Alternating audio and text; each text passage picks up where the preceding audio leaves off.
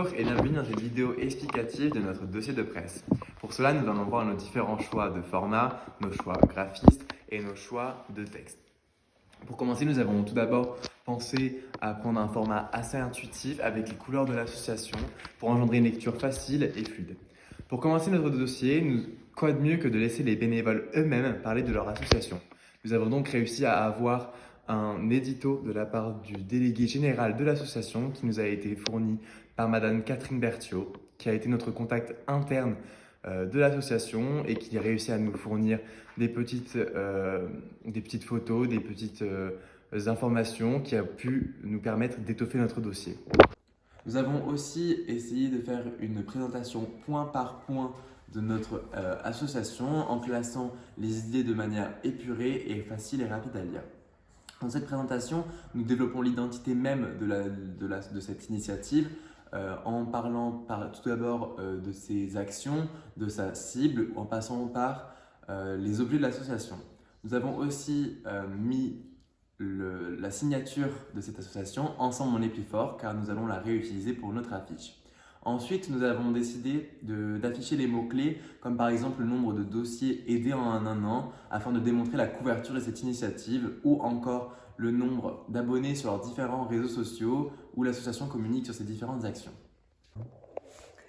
Nous avons décidé d'afficher les contacts afin que les journalistes qui vont lire notre dossier de presse puissent contacter les bénévoles de Sud-Ouest Solidarité aussi facilement et rapidement que possible.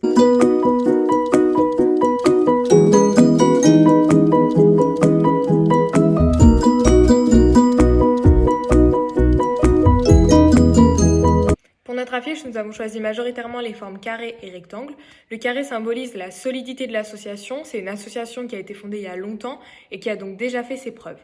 Quant au rectangle, il symbolise le dynamisme, ce qui montre la détermination de cette association et les actions qu'elle a déjà mises en place pour parvenir à récolter des dons.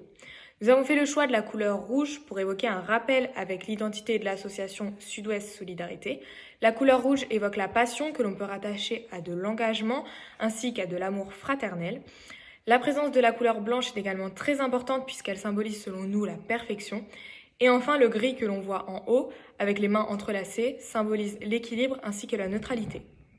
Nous avons également retranscrit l'histoire de cette association en partant de ses premiers jours en 1947, où cette dernière avait un nom différent qui était la Bûche d'hiver.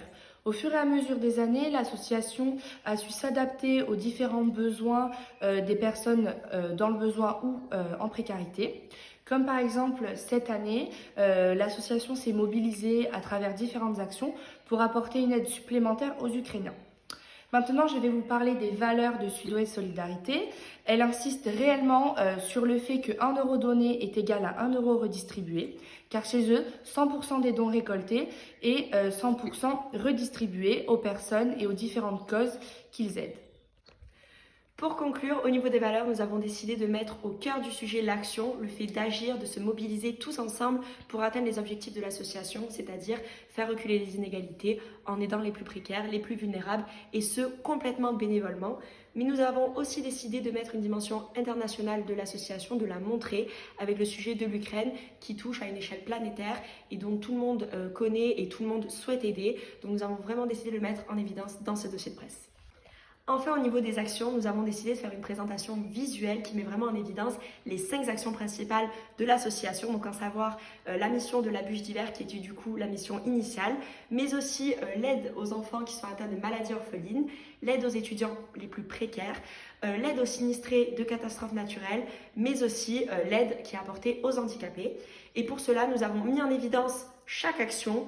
On peut le lire très facilement, c'est très intuitif, mais nous avons également expliqué dans des petits paragraphes pour bien comprendre chaque action et son importance et pourquoi il faut œuvrer tous ensemble pour agir et pour lutter contre ces inégalités.